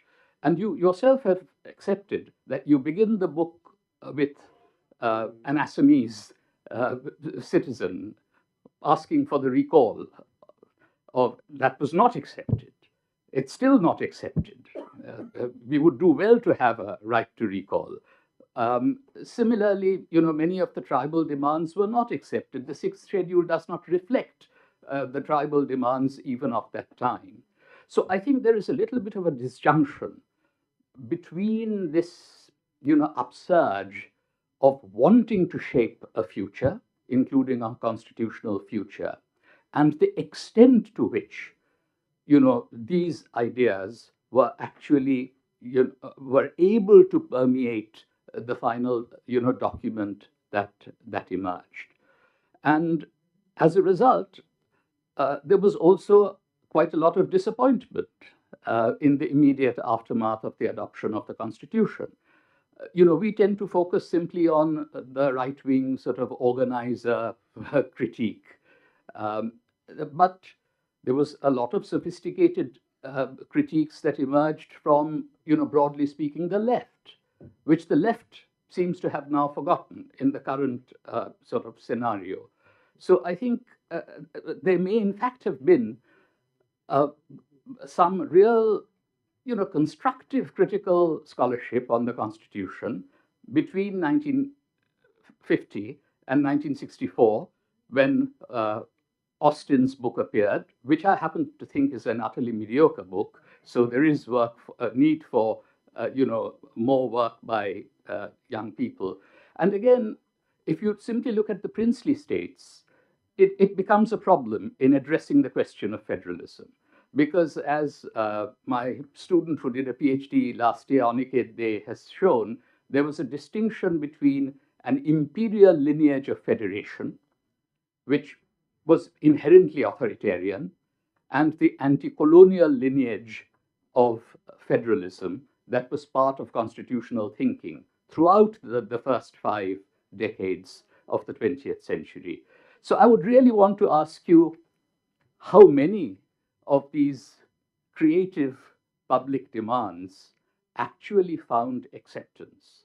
Or should we think today in going back not just to the progressive amendments that were brought in those days and negatived, and also some of the more creative public demands, and see whether we can amend the Constitution in those directions rather than in the direction in which our current regime would like to take us. So this is not to dampen my enthusiasm for your book, but to dampen a little bit of the celebration around the document, because when I was listening to Usha Ramanathan, I could not but think of preventive detention, which is part of the fundamental rights section of our Constitution. And the same Constituent Assembly as Provisional Parliament, the first law that they enacted in February 1950 was a draconian Preventive Detention Act in February of 1950. And we know how much we are suffering because of that today, how much our democracy is in peril today, because of that. So we must not forget that, this indigenous foreign thing is a complete red herring. But it is still worthwhile asking, to what extent we have too many colonial inheritances of authoritarianism that are inherent within our Constitution. And those are the ones that are being seized upon even by our supreme judiciary at this point. So just a little bit of a dose of a critical perspective, even while we celebrate the publication of your book. It's a standalone answer. You want to react? Because we've. Anything? Yeah, sure. Do you want to come in? Yeah. So, thank you for the question. And some of this has been an engagement with your own work. And I remember very early on you had shared a piece written by Sharat Bose after he had left the assembly, which is one of the early critiques of the Constitution. Um, I think in some ways I agree with you, and I think in a way you supplied the answer to the question, right? So I don't think Ornit and I are celebrating the Constitution as a text. In some ways, we move very far away from the kind of American form of constitutional idolatry, where it's about holding a text up as supreme. I think what we want to show is that there is a process through which people outpace the text. And what changes in 1950 is that this becomes a kind of form through which politics is taken out. So take, for example, we talk about the organizer, but take, for example, the Communist Party of India. On 26 January 1950, they wanted to celebrate that day as a day of slavery because the constitution was coming into force, and they were going to take out a procession wrapping themselves in chains to suggest it's a colonial constitution. Within 5 or 6 years, the CPI changes its stance. And I think it's interesting to think about why they changed their stance, because they find that a way to do the Constitution allows a way to do certain kinds of politics. It's striking that one of the first court cases on preventive detention is, or even on sort of special courts which are criminalizing political activists, is being fought by the president of the Hindu Mahasabha on behalf of members of the Communist Party. So there is a way in which variety of political figures who are opposed to the Constitution ultimately sort of come around to it. And I think I think what that recognizes, it's not so much the text, but a kind of language and form of politics that allows them to change it. So even when you suggested that there are other imaginations that should be brought in through amendment, that is precisely the kind of process the book is talking about. The other distinction I wanted to make is there is a lot of work that comes through new forms of what is now the new kind of intellectual history that is really focused on ideas of individuals. And this is a creative sort of space to think about them, but what we're really thinking about are ideas that are engaging with the public and through public associations. So there may be very well many figures through actually the 19th, early 20th century who wrote eloquently and originally about a lot of questions. But I think for our work, we're trying to think of work that is ideas that are making it through the public and engaging through a kind of public process. Thank you. Just to add a small thing, I mean, if we're celebrating anything, is the process again. So and the moving away from celebrating, the analytical move we're doing is foregrounding process and constitutional politics outside the assembly over the text. So it's how such an open site of struggle is created that when the First Amendment is coming in very soon after the Constitution comes into force, and it's going to curb fundamental rights, freedom of speech, etc. So what we found, I mean, which will find its place in a separate article and didn't find its place in the book, is how different groups that didn't get what they asked start to either now demand it more forcefully or find new ways to demand it or suggest new things. And what we see if we look at trajectories, we mentioned before the fact that in fact I think it was mentioned that tribal people were had a better arrangement under the colonial constitution, but the fact that for example the Khasis who had clear demands for self-determination, as 25 states, princely states, continued their struggle, ended up with a state, by the late 60s, Megalia. So it's a process, and that's part of the process. And perhaps it's the question, would the fact of just endowing a constitution, there's no perfect constitutional text, whether it would be the most perfect constitution or constitution with many flaws, would enacting it by itself would enable people from the margin to have the kind of language that Troy was talking about or the kind of the kind of energies that we're talking about to continue and struggle for that? Would that be? I'm opening it as a question. So it's a process rather than the text. So Can I say what I read in your book on this?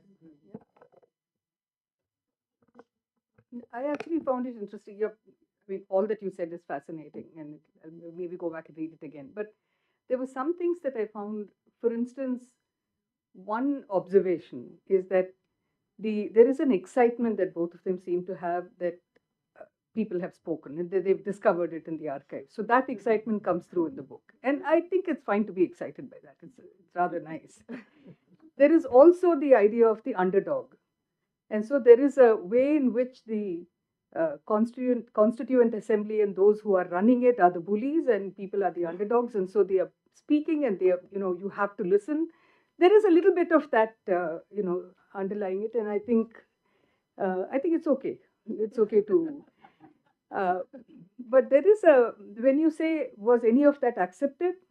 I found it interesting that in some of those, they do say what happened to it. For instance, it's not like somebody picked it up and then they just dropped it. It did become part of the discussion that happened. It was sent to the other members, some of it, not all of it. Some of it was sent to all of the members. And when we read some of the stuff that came in during that time, actually you can't be romantic about it. You can be romantic about this, that people participated, but you can't be romantic about what they asked. Many of those things, I mean, I shouldn't say many, some of those things were not things that should ever have been given, like the upper caste, whatever Orthodox Hindus. And the idea that, we rule and you're going to take away our rule and therefore trying to assert it. I found the chapter on the princely states fascinating for that because, why did so many of them at a certain point in Indian history or in history of this region, why did so many of them feel the need to make constitutions? Why did they have to put in fundamental rights into them? Why did so many of them say that we will not be, Rajas and Maharajas, we'll have why? So what was it that was impelling them to do that?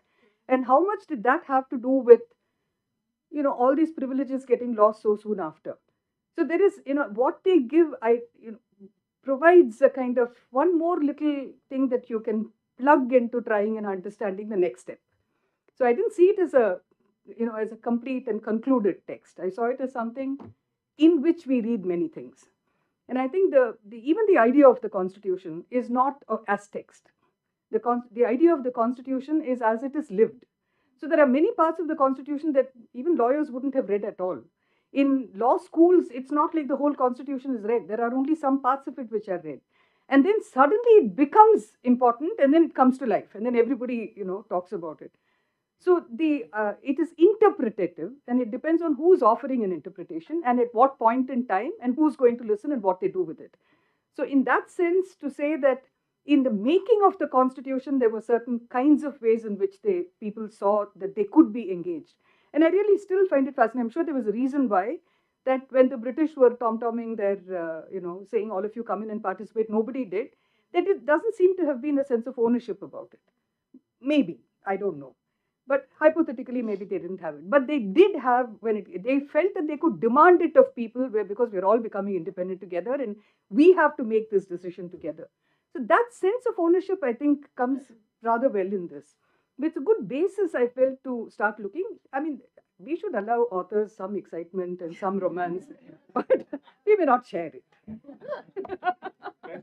I just add one more bit, which is also thinking historically. So 1931, when the Roundtable Conferences happened, Stephen Leck found some of the same groups that write in 46 also write in 31 to London, and the Viceroy just keeps them in Delhi and doesn't pass them on. So they're file kept in Delhi and not shared with the members. So there is something about that moment that prompts, even if they're not followed, they're listened to. Maybe they're listened to and rejected, and 10 years later, that leads to a political or a social movement. So, can I ask one last question? There's only the last. Yeah, it's my last. You've given Kashmir one paragraph. Was that also something that you both agreed on? She's going to pillory both.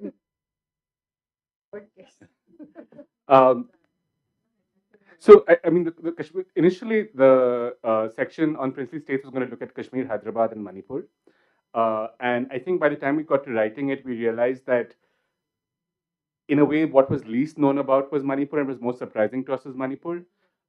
there's a paragraph on Kashmir, if you look at the footnotes, there's actually two wonderful volumes.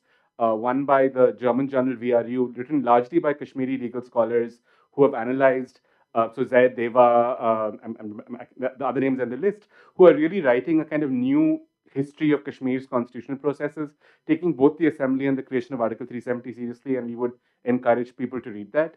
Hyderabad is somewhat paradoxical because in some ways its integration is unconstitutional, but Hyderabad and Andhra Pradesh and Telangana become the site of the greatest degree of constitutional experiments. So, linguistic reorganization, which is rejected by the assembly, is forced to be acknowledged because of politics there.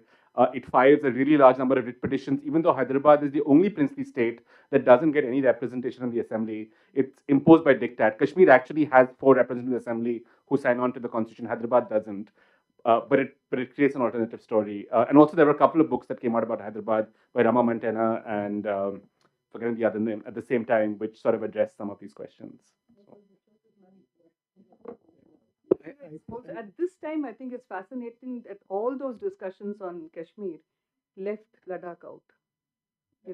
Ladakh. Today they are finding that they were, just a postscript, and it's causing huge problems. So maybe we need to see through what happened in there. Violence of union territories, and one of the places that was defeated in the Constituent Assembly was Delhi. So the people in Delhi really agitate to get a province. They say things like people in the most remote village in the country have more rights than we do. And we see that the Delhi bureaucracy, the Sardar Patel and the Chief Commissioner of Delhi essentially shuts down aspirations of Delhi to be given the kind of equal political life of other states. And in a way, if we think of what union territories do, it's really that model of administration and not politics that come in. I think any They become one. They become one. okay. Yeah. There are 3 hands. 4. Okay, we quickly.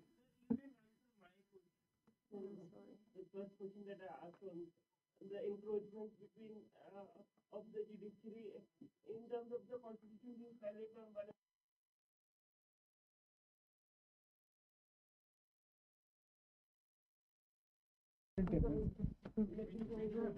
To it in the book, and I think it might be better if we talk one and one about it.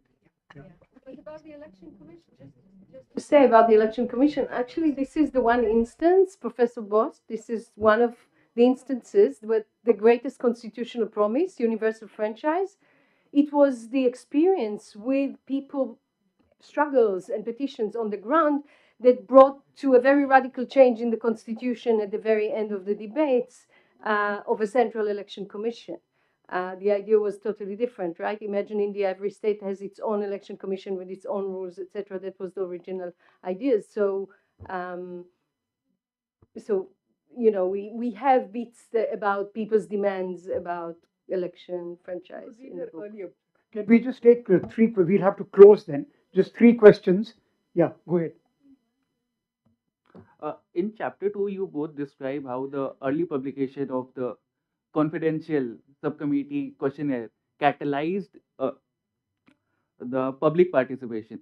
So my question is, how do you both think the role of chance or contingency in this context? Specifically, did this merely enhance the existing participation or fundamentally alter the what kinds of constitutional claims or demands became legible later on?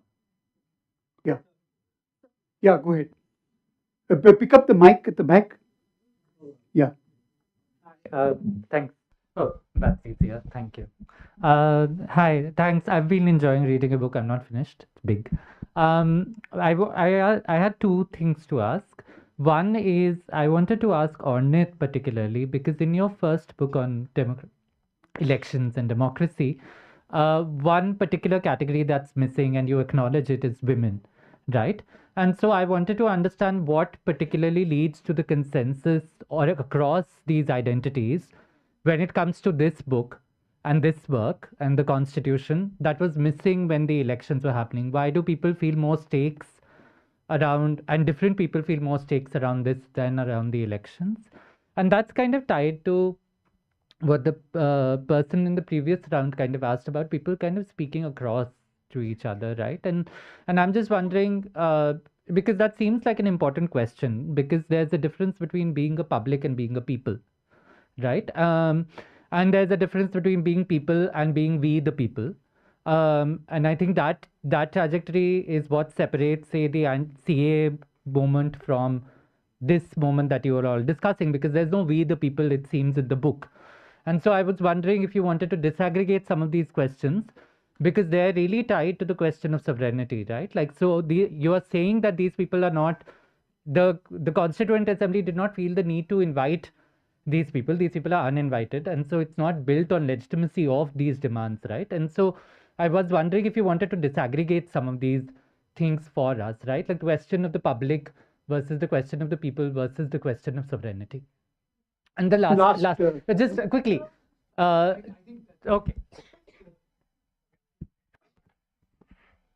Can I ask? No, just pick the ball. Thank you. Hello, sir. This is Yashdeep Sharma, and I'm a student of public policy and a mini social worker. My first question is, uh, Just one. okay, sir. If we rely only on constitutional morality, as Ambedkar suggested, is that sufficient in today's political reality? Or do we need legally binding ethical frameworks? And if yes, who will ensure their legitimacy and neutrality? Because we are seeing that every pillar of the democracy are try to kick on each other, because we see the judicial activism there, we see the executive overreach. So who will decide these legal bindings in the society and politics? Thank you, sir. Yeah, go ahead. Yeah. You want Let me thank you for the question. I'll address the question of the women. It's true. In my work on the making of the universal franchise, I didn't find any letters from women. And I don't think that the reason is because there weren't. I think it's because a lot of things disappeared from the archive, right? So, in fact, your question is an opportunity to shed light on the fact that even our archive is clearly incomplete, as much as, by the way, the Constituent Assembly debates are not complete. We found a letter where the secretary of the Constituent Assembly was saying, it's scandalous how many papers just disappear. So it's, in fact, in the work that I've started to do on later work, when you see in the context of the first elections, you actually see quite an intense participation of women. So that suggests that they were quite aware, but it suggests something that indicates likely the limit of the archive. In our work, it was indeed incredible to find a lot of things, but there was, maybe, do you want to add about the other categories of, like, peasants, for example? So it relates so just to very briefly, so in our previous book, so when I was looking at the Supreme Court records, Dalits and tribals rarely, while there were a number of groups that were considered, you would think of as groups with limited social capital, Dalits and tribals rarely appeared as petitioners. And in Ornit's previous book, we didn't see women appearing as people fighting over electoral roles. But we were really struck in this project how visible all of these voices were. And it made us think a little bit about what is it that the Constitution does that perhaps elections and court cases don't. And if I can maybe address the question of public versus people, that would also connect to the last question. We initially kept using people. In fact, Cambridge University Press had told us to call this book A People's History or A People's Constitution, and I had to tell them, actually, we have another book with that name. And I think public was something that we began to work with, and of course, publics are fragmented. I think Shubham's question about the idea that there were not necessarily publics that were directly in dialogue with each other, but talking to each other through the constitution process. And indeed, that's what the constitution does. It allows different publics to come into communication. Ornit, did you? You addressed it, but maybe just in relation to that as well, it's a disparate publics, right? One of the points we make in the book is that in this context, when there's going to be a constitution and people understand that this is the moment to get protections for themselves as groups, India becomes a universe of minorities. Everyone is a minority, so the most privileged upper caste are claiming we're a minority now and we need protection because soon there are going to be elections on the basis of universal franchise. Numbers play a role. So they are actually addressing with huge, as you said, there's anxieties, right? You said that you can participate with anxieties, with aspiration, with And that's what we mean when we say in our introduction, informed by the lived realities, people assembled, discussed, and made demands. And their lived realities everywhere in India were different. The lived realities in one part of the village or the other part of the village was different. That's why some Sikhs wrote to the assembly to say, yeah, we're all Sikhs, but we're like artisans, and there's more benefits to Sikhs who are agriculturist labor, so we need protection. So it became a universe of minorities of many, many publics. So I think we'll have to close the meeting now. But I just want to flag one thing in the context of IIC, that with the curbing of discussion in the universities, so you've helped us enliven this area as a Socratic space today. So we thank you very much for joining in, because we want to make this a space like that. Thank you.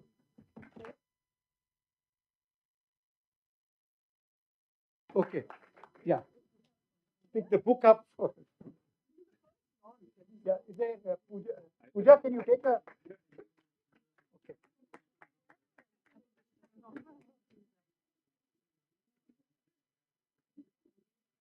Just come in and take it. Come in here. If they want to take it officially. Yeah, will you hold the? Yeah.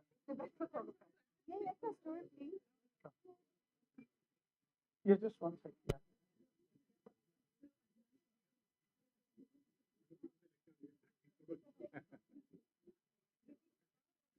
Okay. Thank you. Thank you so much. Yeah.